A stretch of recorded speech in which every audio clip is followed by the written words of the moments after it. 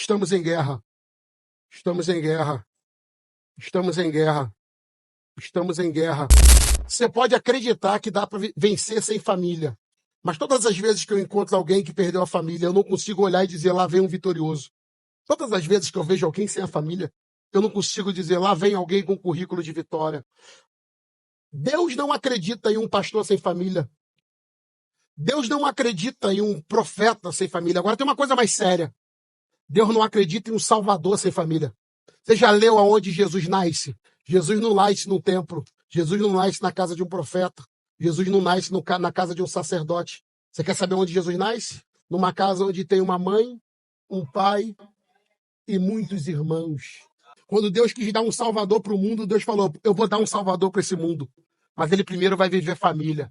Sei lá quando você orou para ser cheio de Deus, para ter ministério. Mas eu te dou um conselho. Fica com a tua família e você vai ter ministério. Vença com a tua família e você vai ser um homem de negócios. Eu gosto de Deus olhando para Noé e parabéns, Noé. Centenas de anos pregando. Quando veio a tempestade, lá estava Noé. Noé, a mulher, seus filhos e suas noras. Você não vê Deus dizendo, Noé perdeu. Quando a gente fala do arrebatamento, a Bíblia diz, vai ser como nos dias de Noé. Noé não está como um fracassado na Bíblia, Noé está como um vencedor. Por quê? Venceu em família. Olha isso aqui. Honra teu pai e tua mãe. E eu vou prolongar a tua vida. A qualidade de vida não vem de uma bênção de honre a igreja, honre o pastor, honre o culto no alto do monte. Quando Deus falou em prolongar a vida e vida com qualidade, eu disse, leve honra para tua casa. E eu vou prolongar os dias da tua vida. A gente desonra a nossa família e não sabe por que vive menos. Essa noite eu quero falar para alguns que entenderam que estão em guerra e que não vão cruzar os braços nessa guerra, mas vão parar de confundir carne e sangue e começar a lutar contra principados e demônios. Pessoas que entenderam que tudo que eles precisam é se revestirem de Deus, não para ganhar mais dinheiro, se revestir de Deus, não para aparecer bem na foto do Facebook, no Instagram ou do TikTok, se revestir de Deus para continuar casado, continuar filho, continuar família. E quando o diabo vier dizer, opa, aqui tem gente com o cinto da verdade, aqui tem gente com o escudo da fé, aqui tem gente cansado com o evangelho da paz, aqui tem gente com cabeça de salvo, aqui tem gente que usa a espada do Espírito. E eu vou ficar firme em Deus e eu vou resistir às ciladas do diabo, porque eu entendi que a minha família está em guerra, mas a vitória é minha. Primeiro pastoral do ano, irmão. Bom demais, sim ou não? Sim. Fala para esse irmão que está perto de você, paz para sua casa, amém? Gente, bota 20 minutos para mim aqui. Eu vou fazer de tudo para a gente terminar o culto no horário. Eu não sei se eu não sei se isso virou toque, mas eu estou perseguindo o horário agora aos domingos. Mas ver tanta gente de camisa branca me deixa feliz, irmãos. É verdade ou não é? Se tiver alguém sem camisa branca perto de você, a sua está lá atrás, avisa ele aí. Você viu? Você deve e pode vestir essa camisa ainda hoje. Alguém vai dizer, caramba, por que está todo mundo? É festividade. Na minha época, quando todo mundo botava camisa, era festa do Congresso. Mas alguém fez isso aqui ou não? Tem gente que tem a saudade, né? Aquela época do ano que a gente brigava por causa de cor de roupa. Ficava uma com raiva da outra o resto do ano porque a cor não foi a que você escolheu. Óbvio que só devia acontecer na minha igreja, na sua não acontecia. Reunião para decidir a cor do uniforme. Aqui, como a gente trabalha numa democracia, eu escolho e acabou. Mas brincadeiras à parte, na verdade a gente está vestido com essas camisas de semeador da paz, nesses próximos dias agora, hoje e amanhã em terça. Se você não sabe, você está aqui hoje no culto, não sabe, a nossa igreja não tem o hábito de abrir aqui, né, no prédio, outros dias da semana, a não ser domingo. Com exceção de quê, gente? O quê, gente? Fala mais alto. Quando a gente tem um pastoral, geralmente a cada 2 meses, para alguém que já frequentou a igreja há mais tempo, me defina pastoral. Culto de doutrina com cara de evento. A gente se reúne aqui para ouvir o que Jesus quer falar com a gente, leva uma surra santa, mas por incrível que pareça, cada encontro de pastoral que passa está mais cheia a igreja, né? E eu já vou dar um conselho para você: amanhã tu chega muito cedo, diferentemente. Já estava acontecendo nos outros pastorais, mas agora o pessoal está vindo de caravana de outras igrejas. Isso é avivamento. Isso é avivamento. O cara pegar a igreja dele toda e trazer para cá. Pastor por natureza é zeloso. Não vou dizer ciumento, mas pastor por natureza é zeloso. Para o cara pegar a igreja dele toda, botar dentro do ônibus, de uma van, dentro dos carros de quem tem, e vir para outra igreja, é simples assim. Esse cara percebe na gente evangelho simples e quer transbordar e inspirar a igreja deles. E olha que a Vinde nem chegou perto do propósito dela ainda, é um neném. Mas isso também dá para a gente um peso de quê? Responsabilidade. Porque o acesso, antes de ele ser um privilégio, ele é uma responsabilidade, e a gente precisa se responsabilizar por as coisas que a gente está ouvindo de Deus. Agora, sabe qual é a parte boa de igreja? E eu vou começar a pregar aqui. Agora eu comecei a pregar faltando 13 minutos para me terminar. Número perigoso.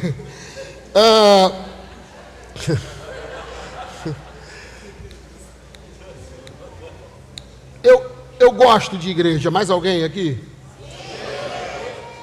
Para ser sincero, eu não gosto. Eu amo igreja. Mais alguém aqui?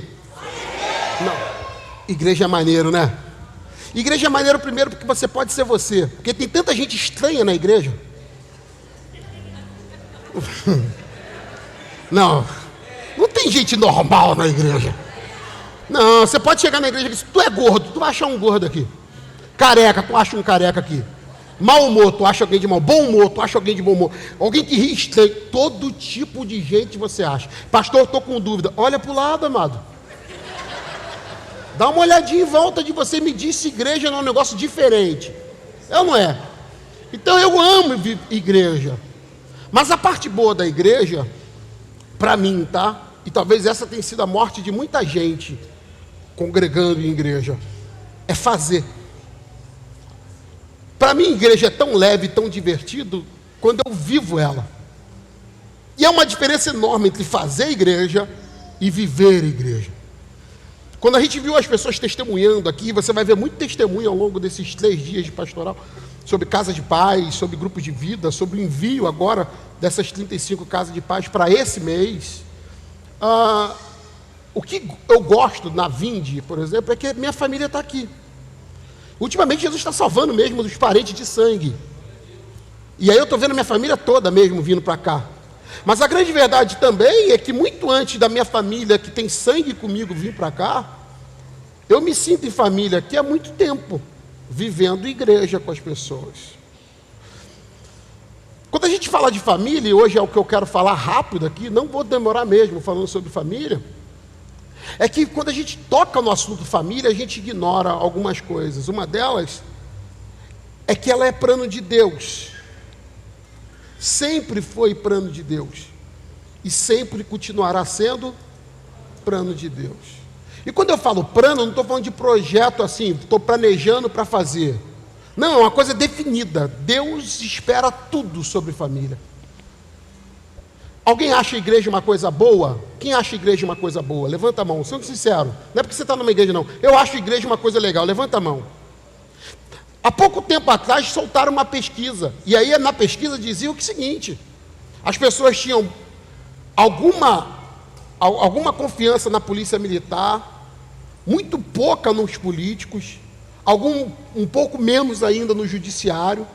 E aí, na lista lá, enumerando, por incrível que pareça, e assustou todo mundo, onde está a sua maior expectativa na hora de receber ajuda? Uma instituição que vocês mais confiam. Na cabeça, igreja.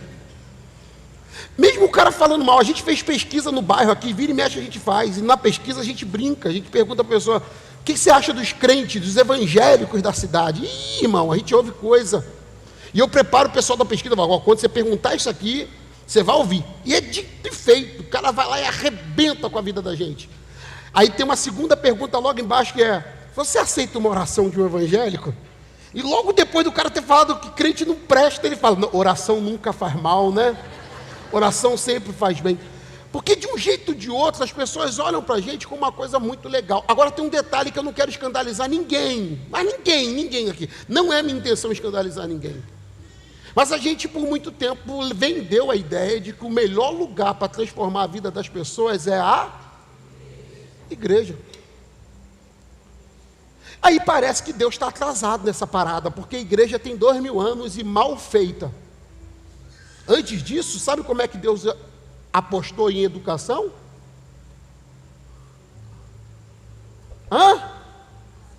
Família. Lugar para ser feliz e influenciador? Chuta.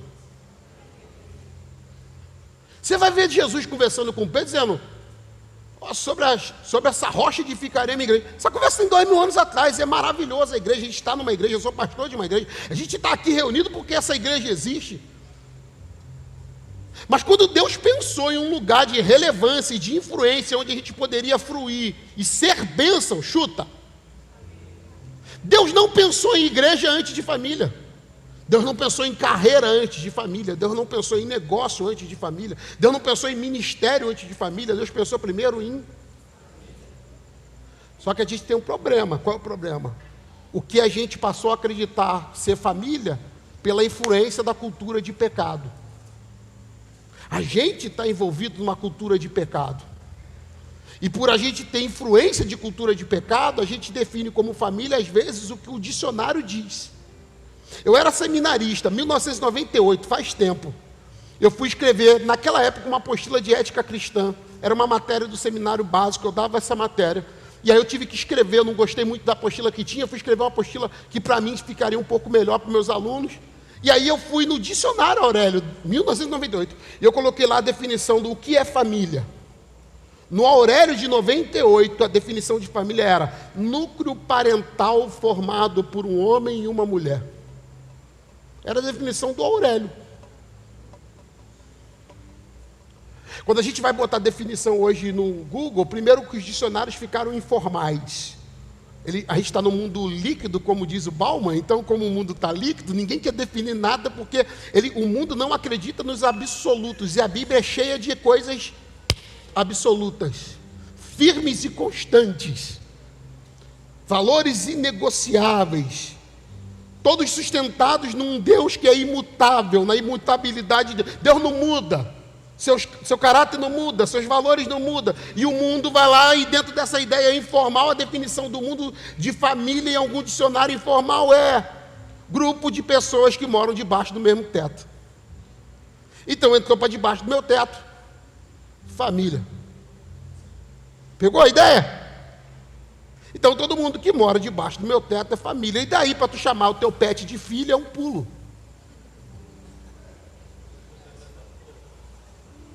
Não é isso? Não, isso aqui não é um cachorro, isso aqui é gente. Late, 4 patas, rabo, abana e come ração, mas é gente. E aí as pessoas dizem, não, porque eu prefiro 1000 vezes o meu pet do que pessoas. Provavelmente tu está virando pet. Mas não percebeu. Porque pessoas é o tipo de coisa que você fala, não prefiro de pessoas. Só que quando Deus pensou nisso, Gênesis 2,18, a primeira vez que da boca de Deus a gente vai ouvir Deus dizer assim, não é bom, foi quando Deus viu o homem sozinho. Não é bom que o homem esteja só. E Deus não estava pensando em sexo só. Ele pensou em sexo, mas não era só isso não. Deus estava pensando em família constituída na ideia de um homem e uma mulher. Isso é tão loucura que quando a gente vai seguir o versículo 21, vê se é o 21, bota o 21, 22, 23, 24.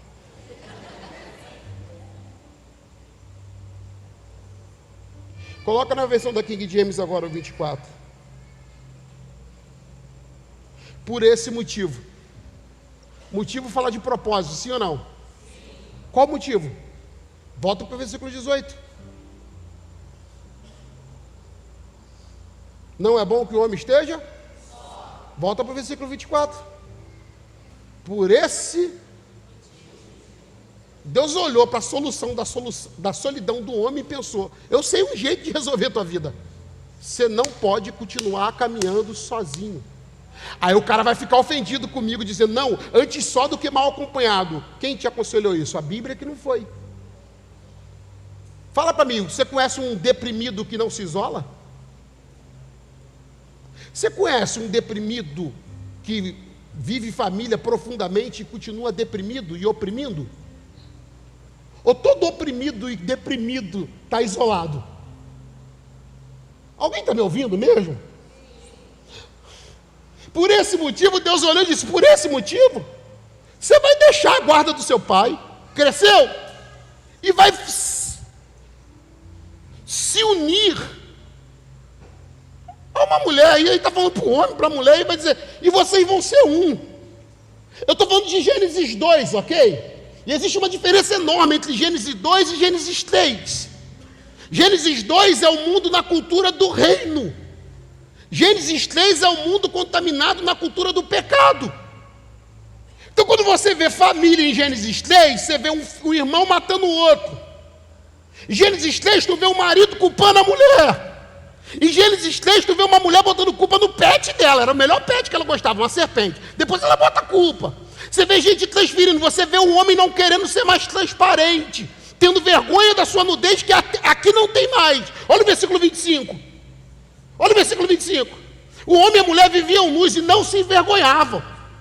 Em Gênesis 2, há transparência no casamento. Há uma família que não esconde, há uma família que frui em Deus. Em Gênesis 2, a cultura é o céu.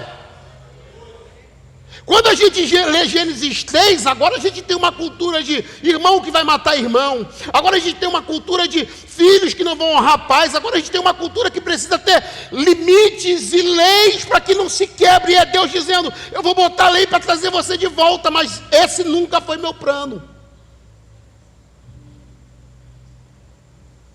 Mas a gente está definindo família como pessoas que vivem debaixo do mesmo teto. Está comigo? Aí Deus fala: não, por esse motivo, versículo 24. O motivo de não ficar sozinho, o motivo de seguir em frente. E é óbvio que veio os benefícios disso tudo. Não, eu não teria nada sem a minha família. Minha família é a razão de tudo. Eu já tive experiência de encontrar com pessoas, eu acho que deve ter mais alguém aqui, que foi conversar com gente em estado de morador de rua. Todas as vezes, até hoje, que eu conversei com alguém vivendo na rua, uma característica que eu via naquela pessoa era: não tenho casa para voltar, minha família não vai me receber de volta, ou ele tinha uma crença permanente de que não tinha uma família para voltar. Ninguém me ama, ninguém me quer, ninguém vai me receber, por isso eu vou continuar aqui. Alguém teve essa experiência ou só eu? Na cabeça dele foi plantada a ideia: você não tem família, você não tem teto, você não tem casa, você não tem rede de apoio, você não tem lar. Então você tem que ficar na rua e aceitar o que der, porque família você não tem. A porta para destruir você e acabar com você é achar que a tua família não presta, a dos outros é boa. E tem uns crentes ainda que fazem umas orações espirituais do tipo assim: não entendo porque Deus deixou eu viver nessa casa. Eu não sei por que eu nasci nessa casa. Parece até que Deus errou. E aí, vamos lá. Eu separei algumas coisas, porque quando a gente começa a falar assim: cara, Deus tem um plano com a tua família, Deus tem um plano com a tua casa, Deus tem um plano com você. Parece de verdade que eu estou maluco falar um negócio desse, porque a gente está contaminado com a cultura do pecado de Gênesis 3. Então, quando a gente propõe Gênesis 2 para as pessoas, o que as pessoas dizem? Você está doido? Casar para quê? Agora, hoje, a gente estava celebrando o casamento da Vitória e do Kelvin, que foram no cartório quinta-feira, e quinta-feira que vem eu caso eles no religioso. Jovens de 23 anos, 20 anos. E eu falei que isso seja cultura nessa igreja. E que os nossos jovens casem mesmo, cedo, e sejam muito felizes e prosperem. Mas venderam para a gente algumas coisas que a Bíblia chama de bênção e a gente está chamando de maldição. Eu já falei esses dias, o mundo árabe, amanhã eu vou entrar nisso, o mundo árabe está dominando a Europa fazendo filho, eles não soltam bomba, eles só fazem filhos na cultura deles e o mundo está ficando árabe de tanto filho que eles fazem. Aí o crente diz: eu tenho medo de ser pai, eu tenho medo de botar um filho nesse mundo. Quando na verdade ter um filho teu nesse mundo, se você é alguém com cabeça de salvo, é a melhor coisa para esse mundo, porque esse mundo vai ser transformado pela pregação da tua casa. Mas qual é o problema? O problema é que a gente acredita de verdade que a família é um plano de Deus, mas primeiro vem a igreja. E talvez você não queria ouvir isso de um pastor nunca, porque todo mundo pensa que um pastor vai pregar a instituição. Todo mundo vem na crença e acreditando que eu quero que isso aqui cada dia fique mais cheio. Mas eu vou falar uma coisa com experiência nesses últimos 8 anos pastoreando essa comunidade. As melhores ovelhas dessa igreja não são aqui na igreja. As melhores ovelhas dessa igreja estão cheias do Espírito, sendo marido de uma mulher em casa. As melhores ovelhas dessa igreja são filhos, ordeiros e cheios de Deus em casa. As melhores pessoas que frequentam esse prédio não estão vencendo Deus e o diabo aqui, estão vencendo o mundo e o diabo em casa.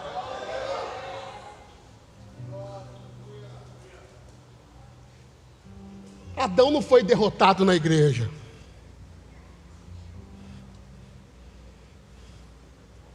Não. Adão não foi derrotado enquanto cultuava. Você quer saber onde Adão foi derrotado? Em casa. Alguém está comigo? O diabo não foi tentar Jesus na sinagoga. Jesus foi tentado pelo diabo nos desertos da vida. Enquanto ele vivia a vida, o diabo tentava.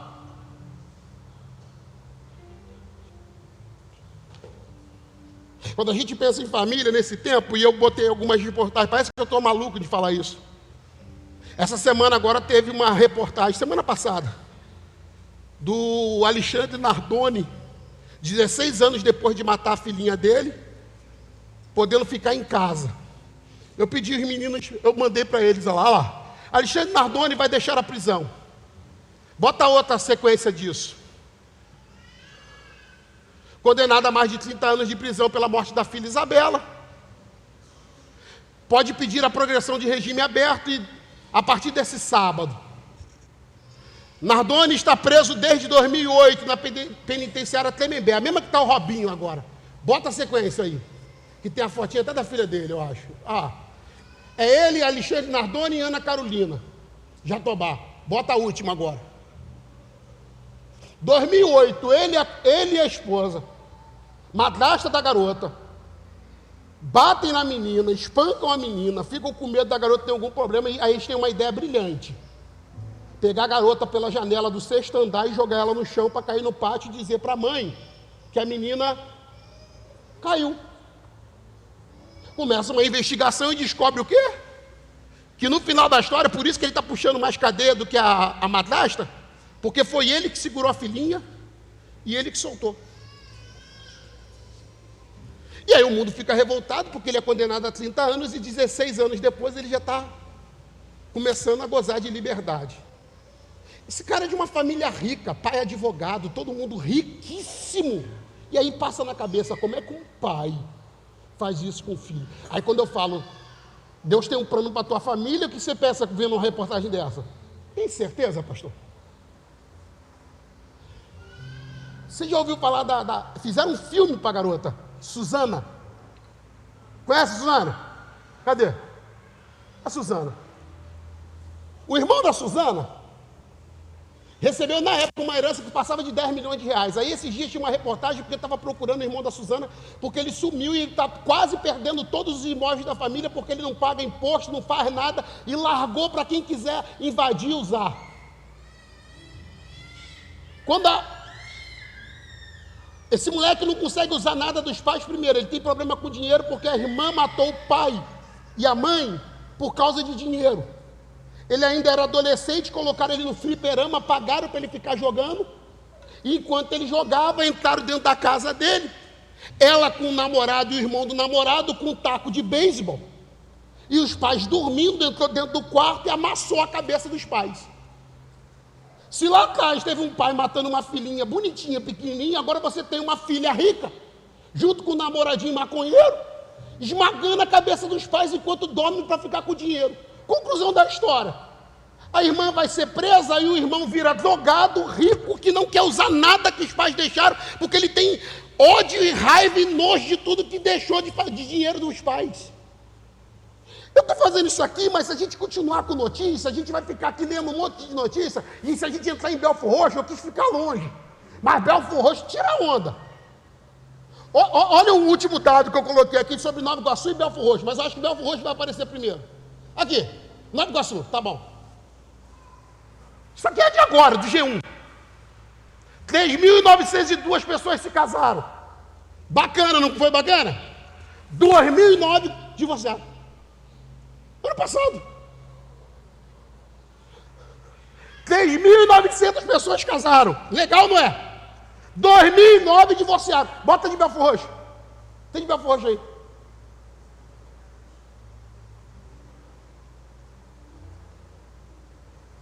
2.180 pessoas casaram. 1.152 brigaram.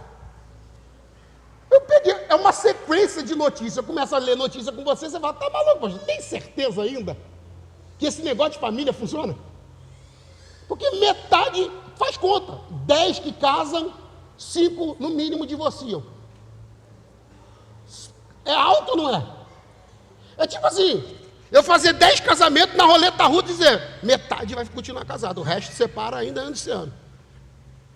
Você cria um filho com leitinho, todinho, tudo queinho que tem por aí, e você não sabe que a qualquer momento ele pode acordar com raiva de você, com um bastão de bênção esmagando a tua cabeça. Você tem um filho e está na mão do pai, pode ser que esse pai abuse dele. Hein? Vamos fazer conta. Se a gente abrisse testemunho das famílias aqui, você ia falar, pastor, você não sabe o pai abusivo que eu tive, a mãe abusiva que eu tive, você não sabe quem me ensinou a usar drogas, você não sabe quem abusou de mim, você não sabe quem violentou um irmão meu, você não sabe a tragédia de assassinato, de homicídio dentro da minha família. Quando você vem falar que família é uma coisa de Deus, e é plano de Deus, e Deus tem um plano com a minha família, a realidade não parece. Agora vamos ler um texto, para você não falar, pô, fui no pastoral, o cara não leu um versículo. Vamos ler um. Lucas 10. E é sobre o que a gente tem se movido, Lucas 10, 5.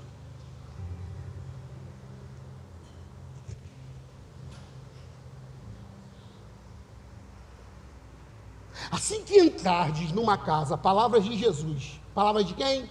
Jesus. Dizei em primeiro lugar, paz seja. Alguém está comigo aqui ou não? Pecado traz consequências, gente. Não dá para trocar Deus e não entrar na guerra. Não dá. Escuta isso. Qual é o maior propósito da minha família? Deus. Deus é o maior propósito de família. E tem gente querendo ter uma coisa divina na carne. Tem gente querendo ter uma coisa do espírito na carne. Fala para alguém que está perto de você, na carne você não leva. Fala mais alto para ele ouvir, na carne você não leva. Família é o tipo de coisa que não dá para viver sem Deus estar dentro dela. Por quê? Porque por ser plano de Deus, entende isso aqui? Tudo que eu vou viver que for plano de Deus, eu vou me posicionar em que lugar? Na guerra. Jesus olha para os seus discípulos e fala, olha, vocês precisam fazer um favor para mim. Na verdade é uma ordem. Quantas as vezes que vocês entrarem na casa de alguém, você vai dizer para esse alguém o quê? Por que Jesus está falando isso? Porque as famílias estão em guerra. Precisa ir muito longe ou não? Está em guerra ou não está em guerra? Está em guerra ou não está em guerra? Fala alto. Não, a gente está em guerra. Pastor, eu sou muito boazinha. O diabo não vai fazer isso com a minha família. Sou tão legal. Falo mal de ninguém.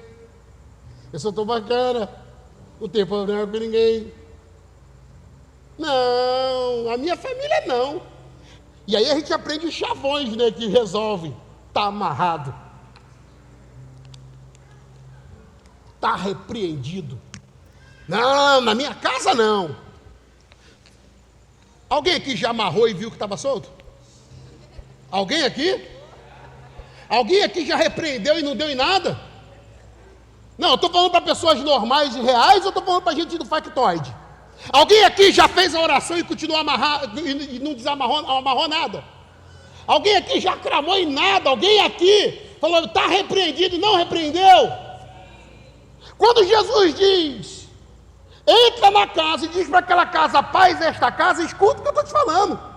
Ele está dizendo para esse cara o seguinte, não vai iludido, você é pregador da minha palavra, você é discípulo meu, você é apóstolo meu, você é enviado meu. Quando você entrar nas casas, entra com uma consciência, qual? Elas estão em guerra.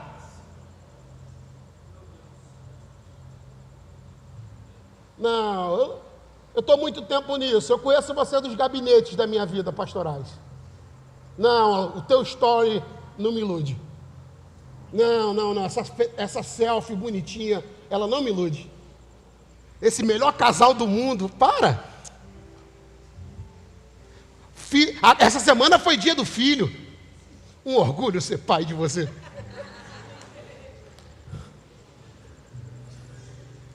Pensamento suicida.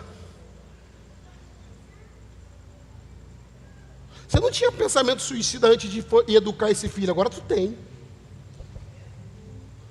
Você não tinha depressão profunda antes de família, agora você tem. E aí você fala, eu preciso de uma terapia. Pode ser que também. Mas a verdade, você precisa acordar para saber que você está em guerra.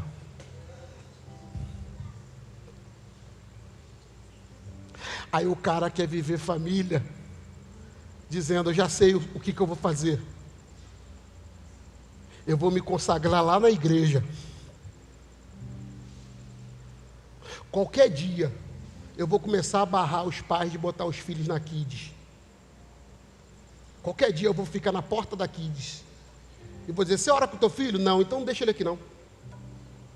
Qualquer dia. E quem me conhece sabe que está perto.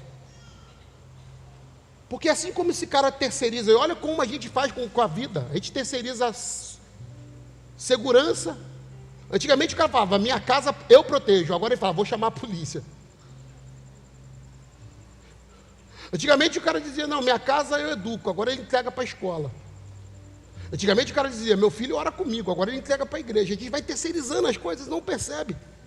E aí depois você é derrotado em casa. Você está dizendo, poxa, eu sou uma derrota lá em casa, mas eu sou uma vitória na igreja. Sinceramente.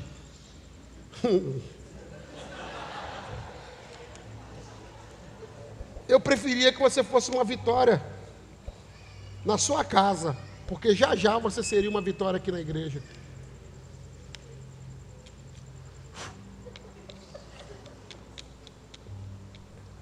Pergunta para essa pessoa e pergunta com carinho, mas seja firme como um profeta aqui, que eu já vou acabar. Pergunta, você está vencendo em casa? Não precisa responder não, mas acredita, é Deus te perguntando mesmo.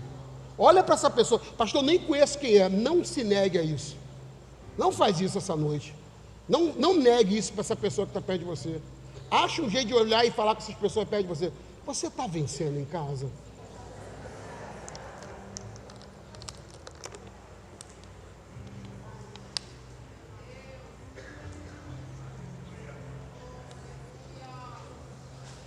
Eu vou ler um texto, eu leio ele e paro, eu juro. Efésios 6, versículo 10.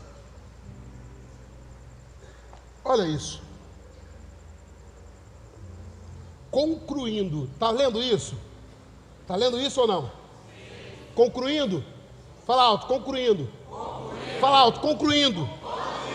Aí eu te pergunto, concluindo o quê? Você lê com calma o capítulo 5, o capítulo 4. Você vai descobrir uma coisa, Paulo não está falando de igreja, Paulo está falando de família. Está comigo? Paulo está falando? Paulo está falando? Paulo não ilude ninguém, ele fala, meu irmão, você está em guerra, e eu quero que você vença. Você precisa vencer para o bem da igreja. concluindo, ele já vem falando de submissão, ele já vem falando de sujeitar uns aos outros, ele vem falando de família, ele diz, cara, não se embrega do vinho não, se embrega do espírito, família. E aí ele chega aqui, olha o texto, fortalecei-vos no Senhor e na força do seu 11, revesti-vos de toda a armadura de Deus, para poder ficar firmes. Faz conta comigo. Se reveste da armadura de Deus para você poder ficar? Fala alto. Poder ficar? Contra o quê? Aí eu te pergunto, as ciladas do diabo estão aqui na igreja? As ciladas do diabo estão aqui na igreja? Está aonde? Aonde? Então quando ele mandou se revestir, foi para quê? Para ser pastor?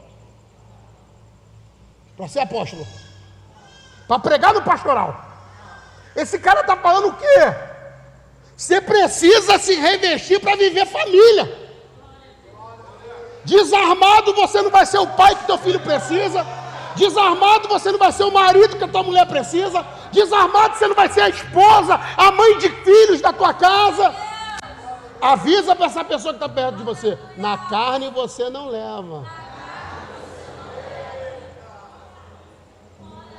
Eu preciso me revestir para expulsar demônio, irmão. O problema não é o diabo que se manifesta. O problema é o diabo que arma cilada para quem não está firme. Você não peca na igreja. Tem gente que é bom que consegue. Não, minhas guerras estão na minha casa.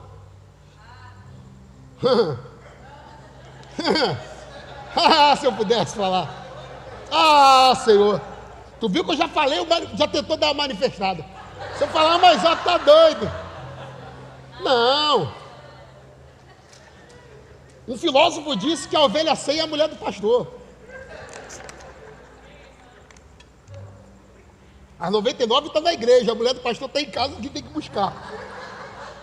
Não é a minha, não. Mas a Priscila é a prova do meu chamado. Não, a Priscila, eu juro, a Priscila é a prova do meu chamado. Não, a Priscila conhece o Maxwell, a Priscila não conhece o pastor Maxwell. Não, porção dobrada de autoridade em casa. Porção dobrada de testemunho. Não. Toda a armadura de Deus que eu preciso numa igreja, com todo respeito. Isso aqui é a parte fácil. Olha essa igreja é legal, parece até um show, gente. Viu, do nada viu uma fumaça, microfone headset. Você não viu o vídeo que eles colocaram para me apresentar. Eu ia estar igual coach aqui hoje. Não, maravilhoso. Você tá, enquanto eu falo, textos aparecem na tela. Não estou dizendo que é fácil ser pastor, mas com todo respeito. A guerra não é aqui. A guerra é quando isso aqui apaga e eu tenho que conviver comigo. A guerra é quando isso aqui apaga e eu tenho que ser marido da minha mulher. E minha mulher não tem esse papo se eu estou cansado. Eu tenho que ser marido dela. E a Bíblia não manda eu pagar a igreja, ela manda pagar uma mulher. Deixa o texto. Infeliz. 12. Porquanto nossa luta não é contra seres humanos. Está falando de quem? Amigo, tua luta não é contra esse teu filho, não. Amigo, parece que tua mulher é o diabo, mas não é. Parece que teu marido deu lugar para o Satanás, é o Satanás, mas não é. Quando ele diz a nossa luta não é contra seres humanos, ele está mandando um recado para quem está vivendo família. Vai ter dia que você vai olhar dentro da tua casa e vai dizer, não, o diabo está aqui, o inferno é aqui. Eu falo, não, é que você está andando desarmado. E quem está desarmado fica brigando contra a carne. Quem está armado já discerniu o mundo espiritual e está dizendo, não, minha mulher é a bênção que Deus me deu, meu marido é a bênção que Deus me deu, meus filhos são herança do Senhor. Quem está armado está discernindo o mundo espiritual, mas quem está desarmado está lutando na carne. Sou crente, mas não sou otário. Já viu essa? Um crente desarmado. Mulher! Tem as santas aí que quando fica com raiva puxa a faca. Bate um espírito de lampião nela.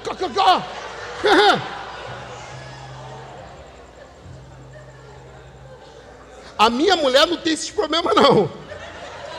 Mas eu nunca dei mole para azar. Priscila tem sangue de nordestino. Um dia a Priscila falou comigo, estou precisando emagrecer. Eu falei, verdade. O que você vai fazer? Estou pensando em fazer luta. Eu falei, não. Eu vou dar capacidade para o inimigo. Imagina a Priscila aprendendo a dar soco, amigo. Para que eu vou dar essa possibilidade para ela? Nunca me deu, mas para que eu vou treiná-la? Mas, meu irmão, não, tem casal que é perigoso. Casal 54. Bobeou, tu passa na 54, tá ele lá. Vive na delegacia. E eu vou aproveitar esse momento aqui agora de desabafar. Esquece minha casa, praga. Eu não sou delegado, eu não sou advogado, eu não sou polícia. Briga e vai lá, rapaz. É um tal de nego chamar a polícia e me chamar para ser testemunha. Aí depois eu pensava, pastor, vive na 54, como é que não vive? O cara vive aqui, ó, achando de verdade que ele vai viver família na carne. Irmão, com todo respeito, quando Priscila disse para mim, Max, eu estou grávida do primeiro bebê nosso. Caramba, estou sendo muito sincero, é um dos melhores dias da minha vida, ninguém vai tirar isso de mim. Mas eu não consegui ficar feliz. A Priscila ficou meio deprimida, ela falou, poxa, tu é estranho, tu é esquisito. Bateu uma ficha em mim que eu falei, velho, como é que cria uma criança para Deus? Como é que cria alguém que o céu tem expectativa que seja sucesso? Você está achando que tu está decepcionando os avós do seu filho? Não, você está decepcionando Deus que gerou em você um filho para a glória dele. Só que você acha, a gente está num mundo possessivo, então você diz, minha mulher. E Deus está dizendo, não, minha mulher. Você abre a boca e fala, meu filho. Deus fala, não, meu filho. Ele, não, meu casamento. Deus diz, não, meu casamento. Não, minha família. Deus diz, não, minha família. Você só é mordomo. Você cuida do que eu te dei para cuidar, mas é para minha glória. Porque dele, para ele, por ele, são todas as coisas. Está lá. Não, é tudo dele. Tudo dele, para ele. Nada além dele.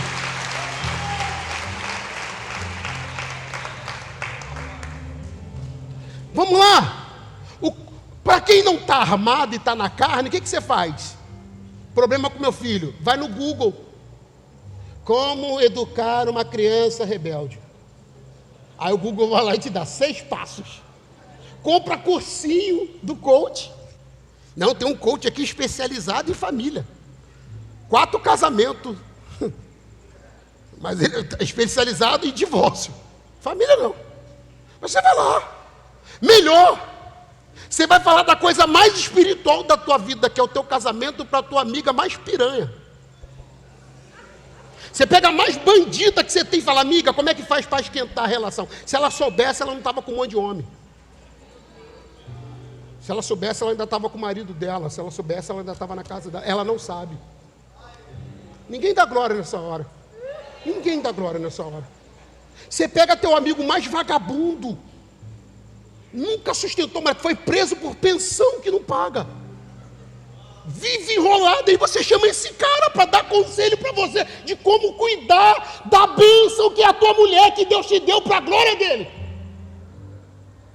E depois a gente fala, minha família não sei por que dá tudo errado. Não sabe. Não, amigo, não trata na carne tua família, porque tua luta não é na carne. Não, tua luta não é na carne. Não, sua luta não é na carne. Revesti-vos de toda a armadura de Deus. Tem principado, tem demônio que sabe que se tu vencer em casa, tu vence na vida. Tem um monte de demônio, milhares de demônios que te viu vindo para essa igreja hoje, e a preocupação deles não é que você volte amanhã. Porque vir para a igreja pode ser difícil, mas tu consegue. A preocupação é como você vai voltar para casa para cuidar dos teus filhos e da tua casa. como você vai ser filho da tua mãe, como você vai ser filho do seu pai. A preocupação do diabo essa noite não é se você vai fazer pastoral até o final. A preocupação do diabo essa noite é como você vai voltar para casa, desarmado e lutando na carne, ou armado até os dentes, dizendo: minha família não é meu inimigo, eu sei quem é, e o diabo vai sair, e a minha família vai ficar lá em casa.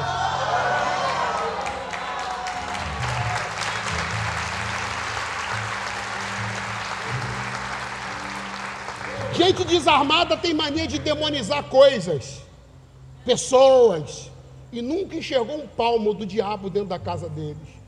Você quer ouvir uma verdade? Gênesis 2 é o mundo na cultura do evangelho. Um marido, uma esposa. Gênesis 2 é um homem na presença de Deus, se reunindo em Deus e fora do pecado.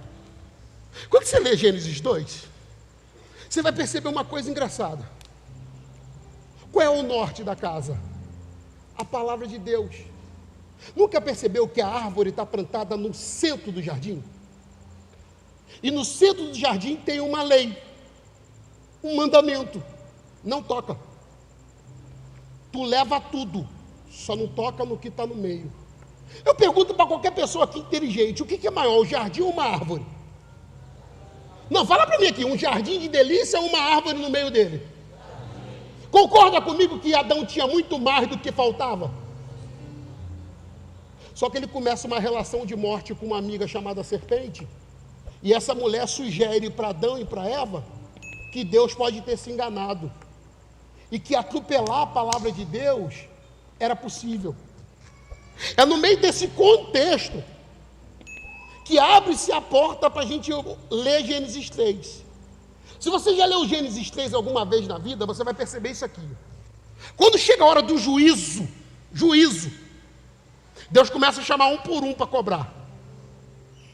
Ao Adão, Deus entrega o juízo, fala: você vai comer do suor do teu rosto. A mulher, Deus fala: você vai submeter o teu marido. O animal serpente, Deus fala: você vai se rastejar. Mas o que Adão e Eva nunca perceberam, mas vão perceber agora, é que nessa conversa, Deus revela que não tinha só uma serpente lá. Deus revela que havia o diabo. Como é que alguém fica amigo do diabo e não sabe? Alguém desarmado para viver família. Você sabia que o diabo entrou na casa de Adão e Adão não soube, só soube quando Deus apareceu para trazer juízo? Você virou amigo do diabo. Você foi conselhado pelo diabo. Você construiu na tua cabeça a mentalidade de diabo e de mundo, e você trata a tua mulher como o mundo trata.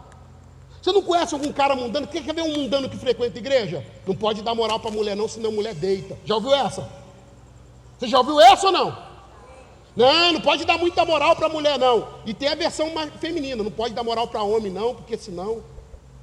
Que família miserável. Que vida ruim que você tem.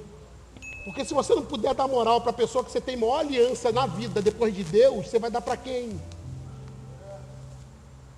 Se você não puder dar moral para quem você foi feito uma só carne, vai dar para quem? Olha o texto. Nossa luta não é contra seres humanos, e sim contra principados, potestades, contra os dominadores deste sistema mundial, em trevas, contra forças espirituais do mal nas regiões celestiais. 13. Por esse motivo. Qual é o motivo? Fala para alguém que está para você: luta contra principados. Fala para alguém que está para você: estamos em guerra. E fala para alguém perto de você: para vencer em família tem que lutar e muito. Por esse motivo, se veste de toda a armadura de Deus, a fim de que possais resistir firmemente no dia. Começa a fazer conta comigo aqui agora. Por que eu preciso me revestir? Primeiro, porque eu estou em guerra. E não tem desenrolo, eu posso ser bonzinho, a guerra vai continuar. Segundo, porque o dia mau sempre vem. Alguém está comigo aqui? O dia mau sempre está casado há 20 anos, e o dia mau, um dia que alguém conhece alguém no trabalho, um dia que alguém te apresenta alguém, um dia que alguém fica doente. Um dia que seu filho é apresentado a drogas, um dia que um amigo errado entra na tua família. Dia mau. E ele está dizendo, resistir firme. Ele, sabe o que ele está dizendo de resistir firme? No dia mau? É que o dia mau é o dia mau, amigo. O dia mau é o dia que justifica até cair. E se você não tiver vestido de Deus, para lutar as guerras de Deus, discernindo o mundo espiritual, sabe o que vai acontecer contigo? Você não vai resistir firme. E tem um monte de gente dizendo assim, não, meu casamento é inabalável. Revestido é. Na carne. Ou você nunca conversou com pais dizendo, eu criei meu filho na igreja? Nunca. Você nunca? Nossa, eu não sei o que houve, eu criei na igreja. Nossa, eu não sei, eu casei direitinha. Você já ouviu alguém falando assim? Eu casei direitinha. Não, eu casei virgem. Como se casar virgem fosse a vitória final. Entende não? Eu casei virgem. Mas os boletos é o dia mau. Dia mau é aquela semana do inverno que a mulher entra em TPM. Ih, dia mau. Dia mau é aquele dia que você não fica casado porque ama a tua mulher, você fica casado porque é homem. De Deus, irresponsável. Esses dias eu falei para a Priscila, eu já me apaixonei por você umas 15 vezes depois que a gente casou. Ela disse que absurdo, eu te amo igualzinho. Eu falei, mentirosa. Se Deus não entra renovando a gente, dia mau. E dia que você acorda, o que eu fiz da minha vida em casar com essa mulher? E ela também. Não, isso não é exclusividade minha. Mas tem dia que você acorda dizendo, que sorte eu dei, né? São as armaduras de Deus que nos deixam protegidos. E aí, olha isso. Olha a sequência do versículo, eu vou parar aqui. Que era 20 minutos, que virou 30, que eu não sei nem quanto minuto tem mais. 5 coisas que ele diz que a gente deve ficar armado. Olha a sequência do versículo. Vai, 15. Aí. Vai, 14. Em volta da cintura, o quê? Fala alto. Fala alto. Verdade é coisa de gente que está andando armado. No espírito. Pastor, eu não quero falar porque vai magoar. Aí fica na mentira que não magoa, mas mata. E esquece a verdade que machuca, mas sara. Não, verdade é coisa de gente que está armado para vencer o diabo e seus principados. Escolha a verdade no teu casamento, escolha a verdade na tua família. Deus vai proteger a tua casa e a tua família. Eu já contei aqui, teve uma mãe que foi em casa, desesperada, falar comigo. Eu não sei o que eu faço, porque minha filha já se envolveu com umas mulheres aqui do bairro. E eu sei que a minha filha já está se prostituindo. Eu disse, sério? Não, a mulher se apaixonou pela minha filha e começou a falar que ela era bonita, tratou as rejeições dela, e minha filha está muito envolvida com ela lá. Eu já perdi, eu falei, cadê teu marido? O marido trabalhava longe. Eu disse, conta para o teu marido. Ela disse, não, se eu contar isso para ele vai ficar louco. Eu disse, ele é pai. Eu falei, que casamento fraco é o seu, que não aguenta uma verdade. Conta para o teu marido. Aí, quase que forçado por ordem pastoral, ela liga para o marido e conta. O cara estava tão ocupado com o trabalho, achando que era dinheiro que a família dele precisava, que ele abandonou a filha solta na rua sem perceber. Ele voltou em casa, abraçou a filha e disse, não, você é linda mesmo. Ela não tinha ouvido isso do pai, estava ouvindo de homem na rua. Não, você é especial, não tinha ouvido do pai, agora estava ouvindo. Aí o pai olhou para ela e falou, não, de hoje em diante eu estou precisando de uma secretária, você vai ser minha secretária. Pegou a filha, levou a filha para trabalhar. Esses dias ele estava falando para mim, minha filha vai casar agora, pastor. Um montãozinho de casalzinho, um casamento fraco, e diz, tem coisa que é melhor o outro não saber. Disse o diabo, assinado, Satanás. Não, casamento se faz com o cinto da verdade. Que a verdade seja a realidade da tua casa. Meu pai não era um cara que batia na gente, mas meu pai tinha um problema que eu tenho. Eu não tenho problema que você quebre nada da igreja, por exemplo. Eu tenho problema de chegar e ver quebrado e ninguém dizer que quebrou. Isso me mata. Meu pai tinha um negócio com a gente que é o seguinte, falou a verdade, não merece castigo. Faz sentido ou não? Porque o pior de tudo, igual tem pai que diz assim, pastor, não sei o que houve com meu filho. De repente deram um tiro na cabeça dele. Mas o filho era sortudo, achava Xbox, achava carro zero.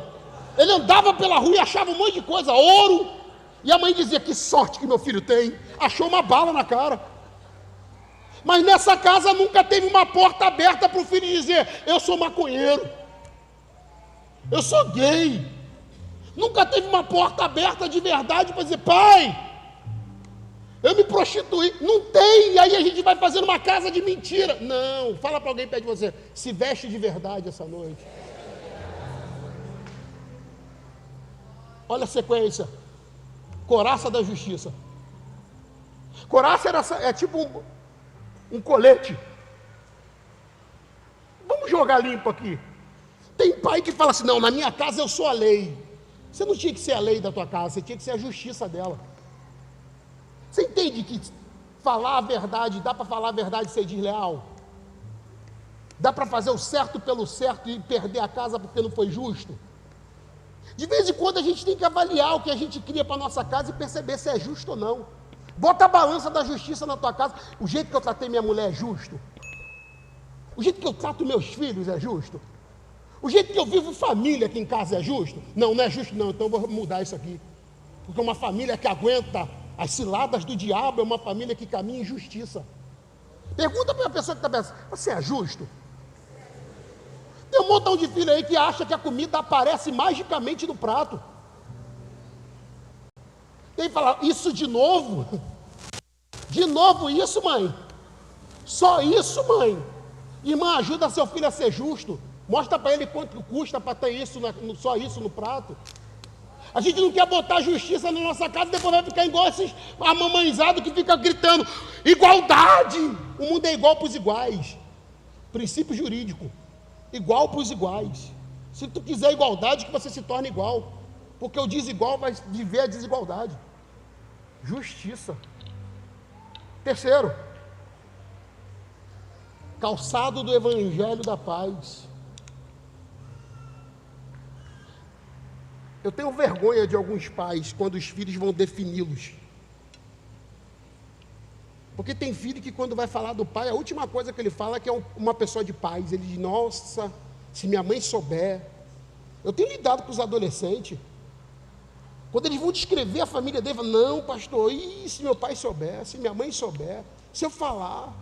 Ele não acredita que vai falar com alguém que está calçado do evangelho da paz. Quarto, capacete de salvo. Eu gosto da ideia de cabeça de salvo.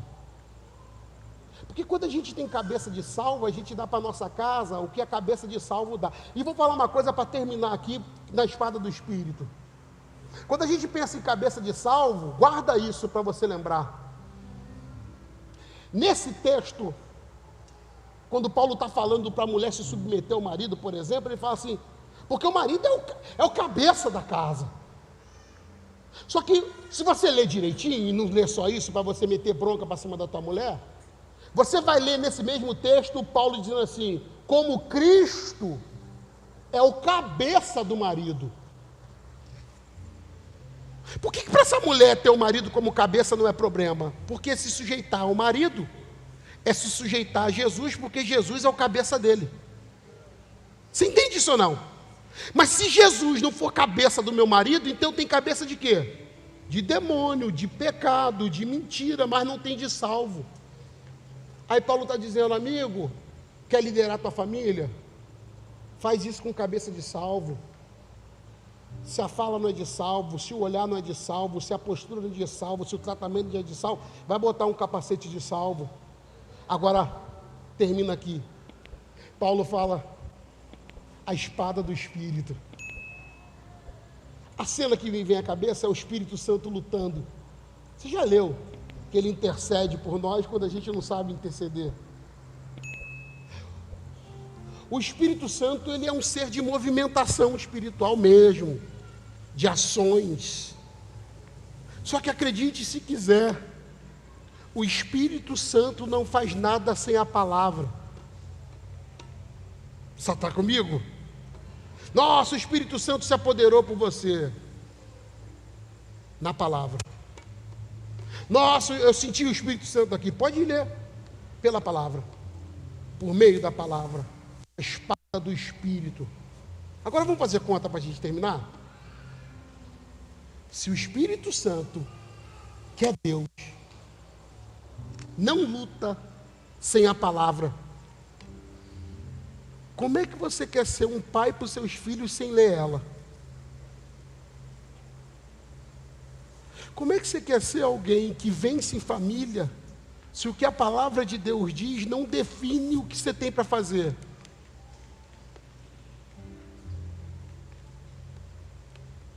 Tem crente que está na igreja todo domingo, mas só lê a Bíblia aqui. E diz, não sei por que eu estou sendo derrotado. Porque não tem palavra. Então a vida é uma vida de defesa.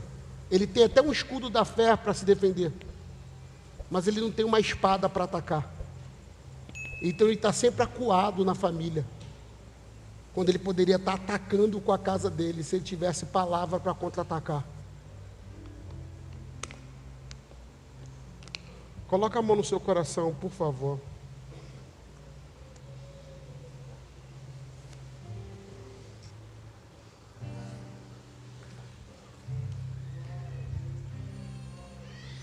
Estamos em guerra.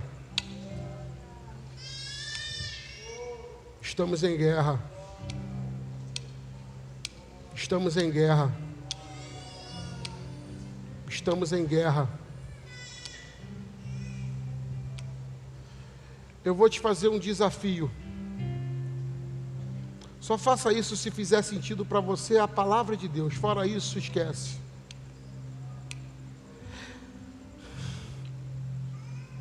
Você pode acreditar que dá para vencer sem família, mas todas as vezes que eu encontro alguém que perdeu a família, eu não consigo olhar e dizer, lá vem um vitorioso. Todas as vezes que eu vejo alguém sem a família, eu não consigo dizer, lá vem alguém com currículo de vitória.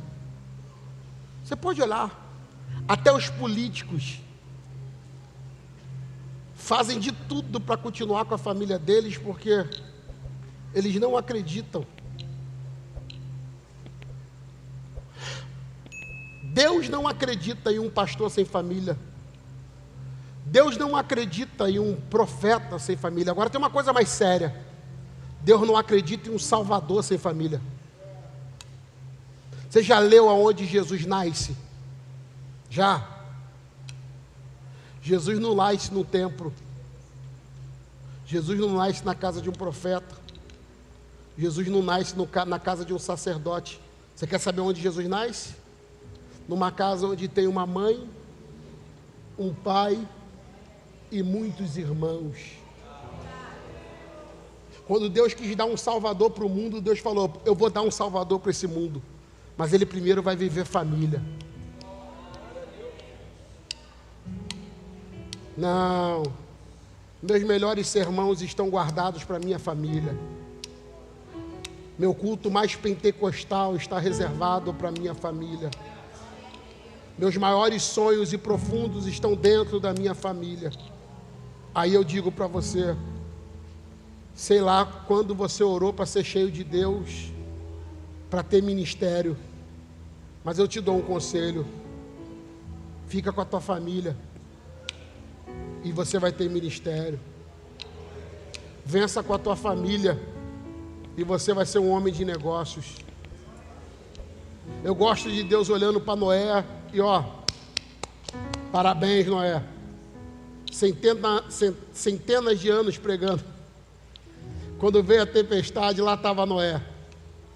O culto do Noé estava lotado. Noé, a mulher, seus filhos e suas noras. Você não vê Deus dizendo, Noé perdeu. Só vê Deus dizendo, quando a gente fala do arrebatamento, a Bíblia diz, vai ser como nos dias de Noé. Noé não está como um fracassado na Bíblia, Noé está como um vencedor. Por quê? Venceu em família. A gente não consegue falar isso de Sansão. Não consegue. Forte, forte, forte, derrotado. Morre no último suspiro de uma ação do Espírito, porque a vida lhe perdeu a cegueira, porque ele não ouviu o Pai. Olha isso aqui. Honra teu pai e tua mãe, E eu vou prolongar a tua vida. A qualidade de vida não vem de uma bênção de honre a igreja, honre o pastor, honre o culto no alto do monte. Quando Deus falou em prolongar a vida e vida com qualidade, Deus diz: leve honra para a tua casa. E eu vou prolongar os dias da tua vida. A gente desonra a nossa família e não sabe por que vive menos. A gente atropela nossos filhos. E quando eu falo de honrar, amigo, honra tem que ser com justiça. Você é pai, mas deve muito a seus filhos. Eu não estou dizendo para ficar refém de filhos. Eu estou dizendo porque a gente precisa entender honra mesmo. Essa noite eu quero falar para alguns que entenderam que estão em guerra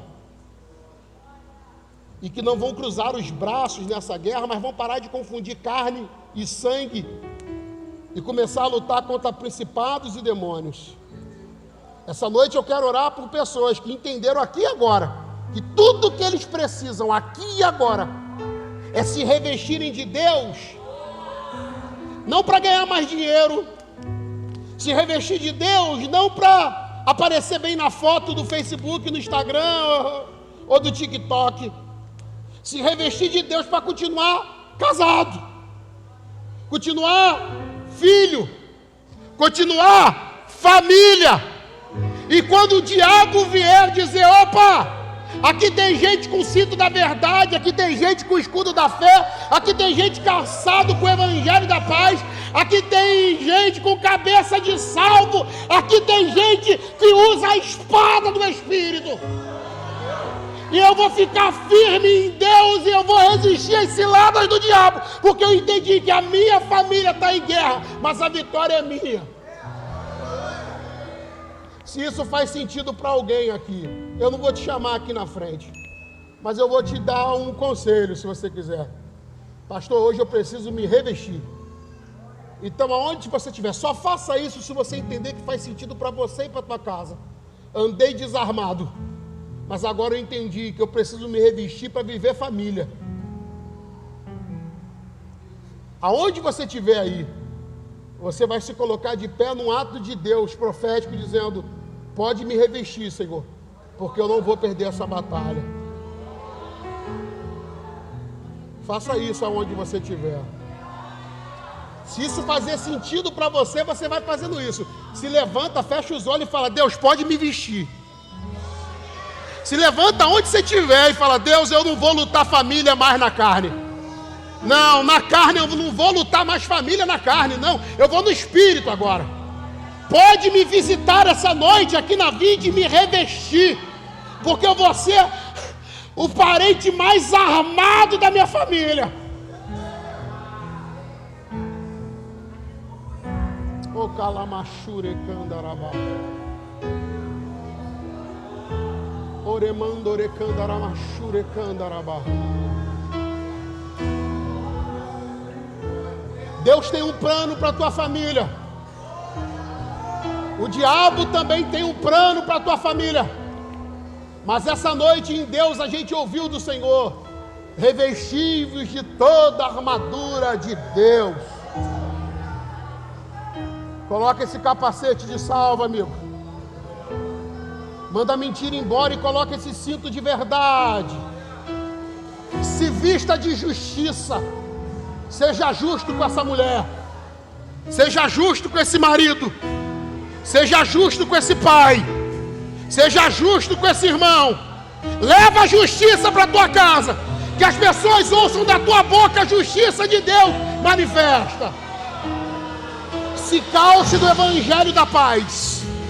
Caminhe onde o evangelho caminha. Pisa onde o evangelho pisa. Fuja da onde o evangelho foge. Corra da onde o evangelho corre. Mas aonde o evangelho está, pise firme e não largue. Se revista do escudo da fé agora. E quando o maligno com seus dardos inflamados jogarem contra você e querem fazer você lutar contra carne e sangue, lembre da palavra e a espada do Espírito e diga: minha luta não é contra carne e sangue. Quem vai sair de casa não é meu marido, quem vai sair é o diabo que usa ele. Quem vai sair de casa não é meu filho, quem vai sair foi o diabo que entrou. O calamashure candarabá. Ora maracandaramachure candaramá. Ora macandaramachure candaramaia. Ola maracede coracandaramá. Aleluia. Eu sinto uma batalha espiritual, mas eu sei de que lado nós iremos lutar. Não baixe a guarda, seja revestido hoje. Seja revestido hoje. Seja revestido agora, você vai vencer em família. Você nunca mais vai ser derrotado dentro da tua casa. Você vai vencer na tua casa.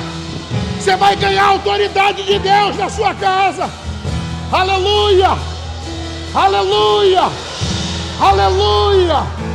Aleluia!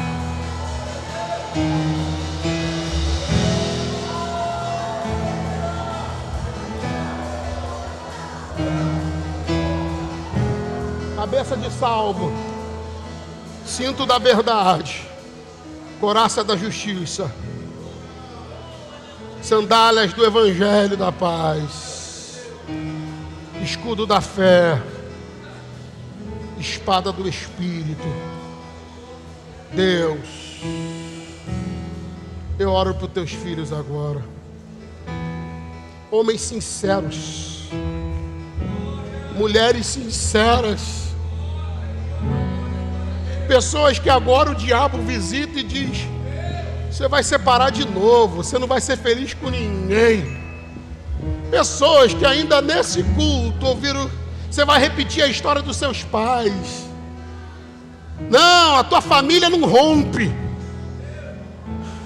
Ah, Senhor, faz o inferno descobrir que o Senhor continua armando até os dentes homens e mulheres que ouvem a tua palavra e creem nela.